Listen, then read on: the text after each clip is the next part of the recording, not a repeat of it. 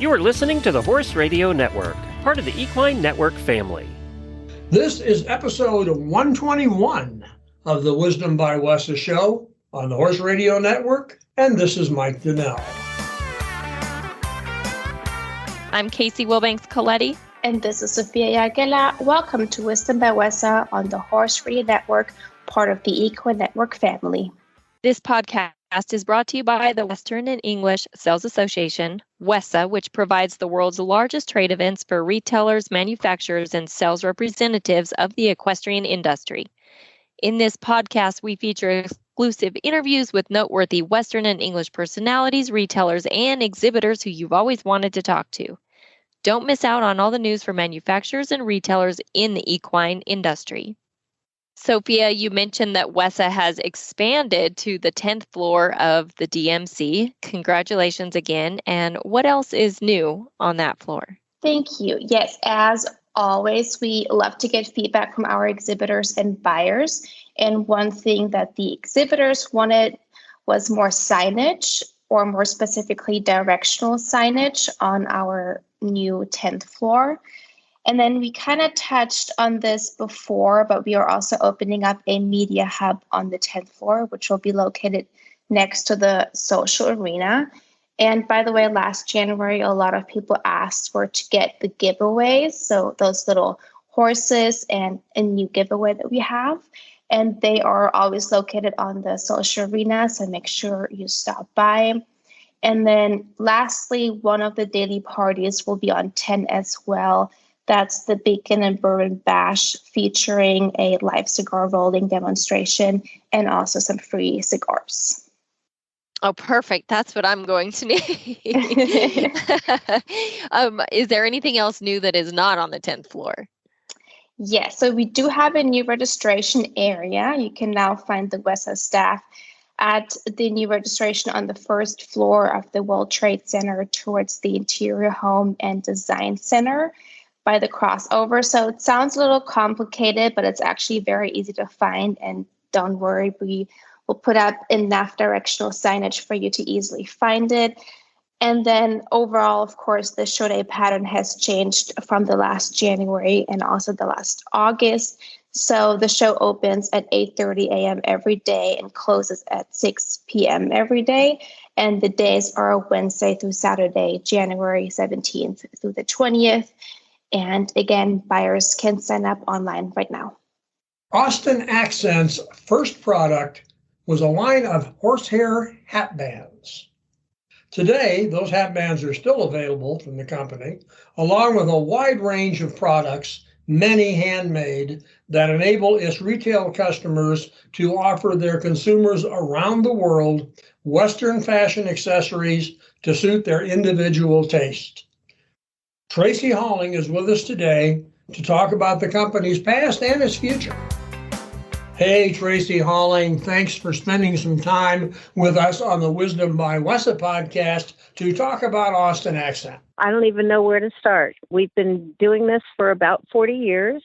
We wholesale and manufacture all kinds of Western accessories. We sell all over the world, and we have been crazy busy for the last 3 years and getting busier, gratefully so. That's a pretty good summary. One thing I like, as you and I talked, and I did a little research, you have managed, you and the owner of the company together over several decades have managed to grow a very sizable international company and still, as they say, stayed in your lane. You've been in the accessory business. You've found new accessories. You've changed accessories. You've added accessories, but you haven't branched out into other product lines and other markets that would be brand new. You just perfect what you're doing. And I think that's an admirable trait for a business to have. Well, thank you. That's what we try to do, always stay above it and ahead of it. We are, like I said, we're creating right now, we're getting ready for January, Sophia. We're doing some new stuff right now, new wild rags and all kinds of stuff that we're about to put out on the market. Pretty excited about. Yeah, we are constantly working. We've got 10 women. We're all women in-house that work together. So I think that's an important factor too. But we hear about the other people, but we don't care. We just keep looking forward. Well, I think that's great. And you have a pretty big international footprint. Yes, we do. We sell to several European countries and we sell to countries in Asia. We have a following. We have customers that we've had for 30 years and they trust us. A lot of times people will call in and say, hey, can you throw together an order for $1,000? You know what I like, just do it. And we're glad to do that. So, and then there's bigger, chain stores that want exactly what they want with SKUs and all that, and we'll get them taken care of as well. We've got a lot of orders going on right now for the holidays, and pretty excited about it. So, stay with international for a moment. Are there certain products that are big in some countries and some parts of the world where it would be different if you crossed the borders and went to a different locale? Interesting question. We find in Europe that there's more equestrian, so we do a lot of saddle tack and things like that. We sell like conchos and things like that they can adorn saddles or tack with. There's some products that Olga has developed that do very well for the European market. They also love anything bright and colorful. We even sell long johns. We have one client in Sweden that buys lots of long johns from us, red long johns with the butt drop on them. So we have all kinds of stuff. Yes, I know. It sounds funny. Hey, if they want it and you have it, why not? Exactly. I think that's we're actually developing a hat, an ear warmer for a Western hat right now with a client of ours, a very good client. And there's more to come on that, where there should be some big numbers on that one coming up. Well, the thing that makes your business go, and Casey will jump in on this in a minute, but people buy something. They buy a hat or they buy a saddle. And then they look at that and say, it needs something. And lo and behold, there you are, and your retailers are to help them accessorize it. You had mentioned something about a hat bar. Now, I've been to bars before. I've never seen a hat bar. Maybe Casey knows it, but what's a hat bar? Well, a hat bar offers all kinds of things. It's been a very popular thing since COVID, I think, started. Hats were hard to come by. There was a lot of delivery issues with some of the major hat companies. So people were figuring out ways to repurpose their own hats. With that, we have all kinds of hat bands. We've brought back feathers and feather decorations, which was very popular in the 80s. Some customers still these days, I'm never buying feathers again. Right now, we are in a huge market with selling thousands of feather hat bands and loose feathers, anything to dress up a hat or change it. So hat bars, there's people that are learning how to restyle hats that are already been sold or worn, and they're fixing them up and dressing them up all different ways. And people can go home and do different things, wear 3 or 4 different hat bands. Some even wear them all at the same time. We had a picture of Johnny Depp a couple of years ago wearing 3 hat bands, one of which was ours, on a Western hat, which was super cool. We can thank John Dutton for wearing some of our hat bands, and Sheriff Longmire as well. We did the horsehair hat band that he wore in one of the first shows that he did. I came across a picture of Stevie Ray Vaughan the other day with a silver hat band from years ago that we had done. So it's kind of cool. We don't always see our stuff out there, but when you do, you're just like, wow, it's pretty awesome. But the hat bars are a huge thing right now across the country. There's a lot of startup companies right now that are purchasing all kinds of hat bands and decorations for hats. And we've got some new stuff we're coming up with and that we'll be showing in January for things, new items to do that and embellish. Well, I want to get back in a little bit. I want to get back to that where those new are. Maybe Casey will do it as well, because as you look at all of your product line, you think, my goodness, what can possibly be brought out? What can somebody do new? But that leads us in more to the fashion area, which is Casey's forte. Casey, jump in here and chat a bit with us. I think a lot of times that it's not always something new sometimes it's reinventing the wheel or bringing back styles that were in previously, as you had mentioned, feathers and, were coming back. But I would love to know, and let me just say about the hat bar, Mike, there is one here in Pueblo. maybe I will take you Whoa. so Okay. you can experience a hat bar, and we can tell them all about Austin accent. If they don't already know, they probably already do. But nonetheless, we'll get him a hat, and we'll get him back in line here. Okay. Tracy, I got to see a picture of that one. Yes, I know.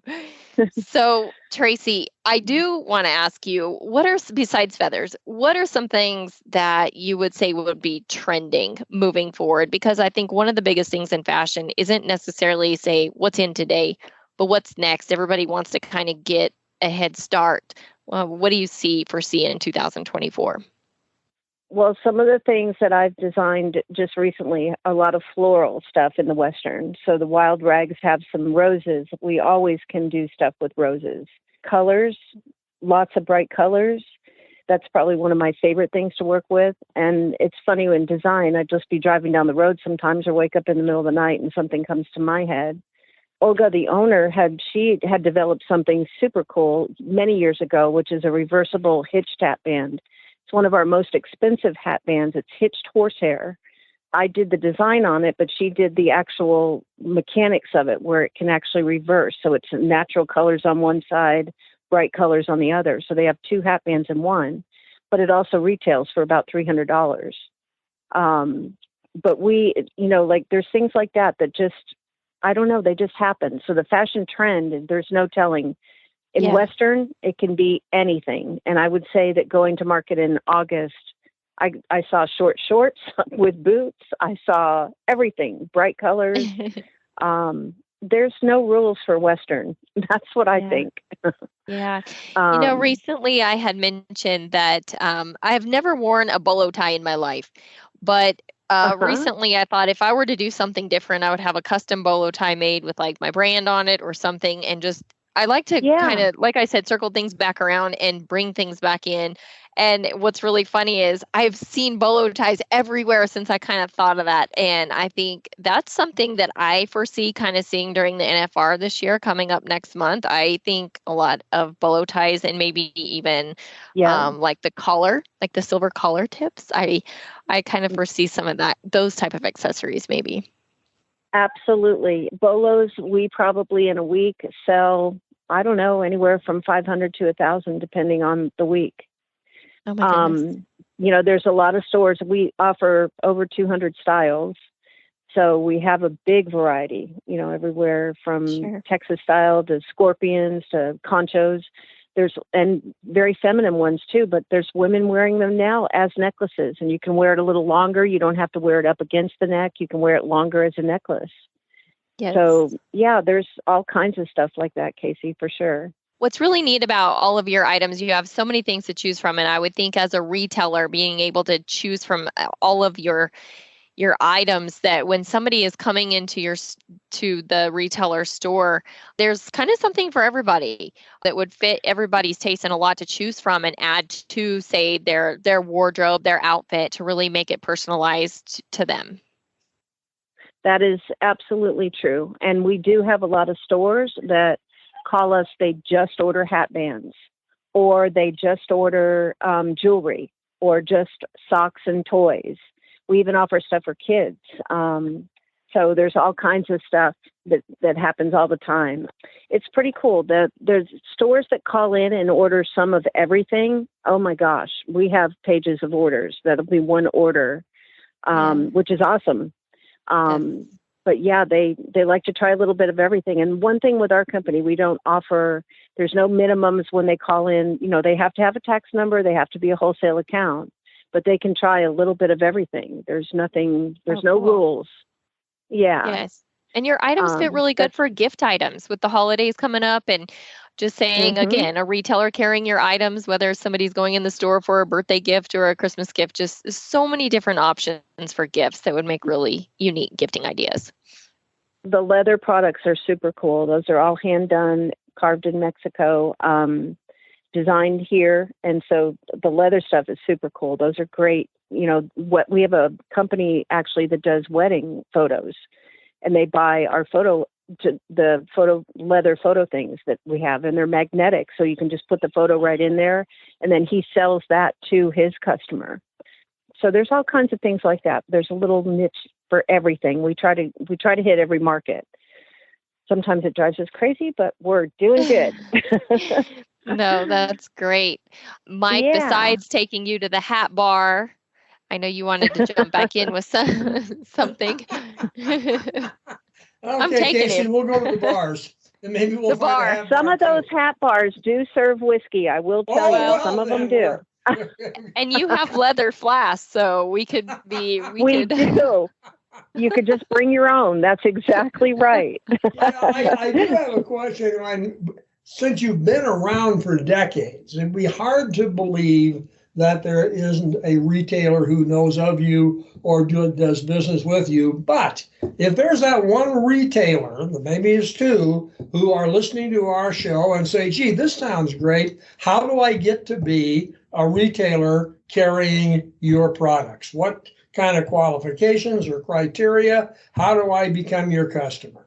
They have to be warm and friendly, number one, which isn't always the case, but we would prefer that. They have to have a tax number, and they can contact us through our website, which is pretty easy to get around. It's got our whole catalog on it. And then they can request price lists and information. We also offer a hard copy catalog.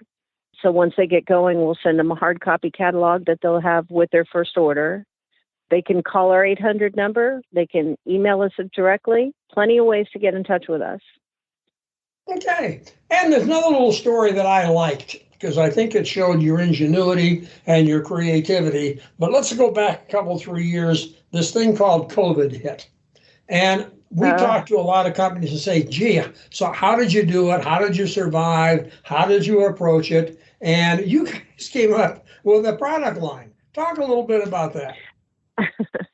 Well, when the first shutdown, the first day, I think we snuck up to work, my boss and we looked at each other and cried the very first day and couldn't figure out what we were going to ever do as a business who, nobody needed accessories during COVID. My goodness, who would ever thought of that?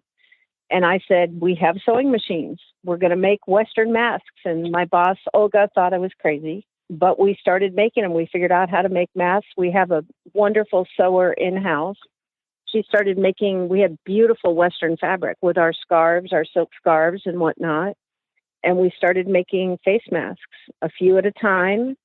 We got a phone call a couple of days later with somebody calling to see if we were open or if we were here. They wanted merchandise and we couldn't figure out why. They placed an order and we started offering face masks. And we sold thousands of them. We designed one actually and had it made in South America, along with, it was like a bandana pattern. We sold lots and lots of those. But as I told you, Mike, our industry was working behind the scenes, no matter what, if we were closed down or not. We didn't know exactly what was going on, but people were ordering merchandise. And so with that, we would offer the face masks. And that way, if anybody came in the door, we knew we were essential. We had to be open. So I think that's very creative. Not only is it a creative strategy, but clearly you applied the creativity to the product line because people wanted it. And I think those are the kind of great stories that come out of the Western world, whether it's from the brand side or the retail side. COVID really didn't, I don't want to say it didn't hurt the Western industry and the retailing and fashion industry, but an awful lot of companies buckled down and found a way to do business. And I thought your story was just a great example of how that happens. We have thrived through it. And I will say that Yellowstone, thank God for Yellowstone, because that kept the entire industry going, not only entertained, but it kept a fashion going through everything. I mean, John Dutton had two of the hat bands that he wore through his show were some of ours, which was super cool. So we could kind of build on that when you start the conversation. And through COVID, there were so many people that would call, and it wasn't even that they wanted to place an order. They just needed to talk to somebody outside of their realm, outside of their home. So we offer that too. We have a great customer service base here, and there was a lot of heartfelt stories, I will tell you. It was pretty tough that first year, but through it, we survived and I think are better for it. And that's kind of where it's brought us to today. We've had the best 3 years that we've had, and this year continues to be so. So. Well, I think that's great. And by the way, we are the Wisdom by Wessa show. And you said you're preparing new things for Wessa. So I'm assuming that with all of the kind of marketing you do, somewhere in there, Wessa plays a little role. Oh, my goodness. So we had done the Wessa show for many, many years until it moved to Dallas. And that was a tough change for us. And then COVID happened. We have been up there a couple of times, and one of the gentlemen that had worked with us for many, many years passed away during COVID, and he was recognized by Wessa 2 years ago, I think. And that was pretty awesome. I got to receive an award for him that I have on my wall here at the office, a Montana buckle. It was absolutely beautiful. But Bob had been doing this for so many years before us and worked with us up until 3 years ago. And yeah, Wessa has done a lot for us. And I will say that I have been putting out, I can't tell you how many emails with our booth number now, and lots of marketing through Constant Contact and whatnot that we are going to be there. We actually in August had a client come all the way from France. She actually booked a ticket from France because she found out we were going to be there in August. When she told me that I hadn't seen her since before COVID, I literally cried. We both did. It was super cool to hear that we had that friendship and that bond, and she had missed us for those years. And she said that she just hadn't been able to find the product that did her store well. And so she came in and placed about a $5,000 order, and we shipped it right after we got back from the show. Well, that's a great story from a lot of ways. Yeah. I mean, it shows the relationship that you have around the world with your customers, the respect that they have for you, the ability at the Wessa show for the two of you to get together and do business. That's really a win-win type of a story for you and for Wessa and for that retailer. And my guess is if we talked longer, you'd have a lot of other great stories. After 30 years, a lot of your business is built on long-term relationships. Yes, very much so. And so I think that's great. And that's really what the Western world is all about. I really appreciate you taking the time to come and visit with us. We probably took you away from designing the next great big thing. Or bookkeeping or whatever. or whatever it may be. And Right. I thank you just so much for spending the time with us. Well, thank you, Mike. Thank you, Casey. Thank you, Sophia. We appreciate it. And Sophia, I'll see you in January. I'll see you soon. Thank you so much.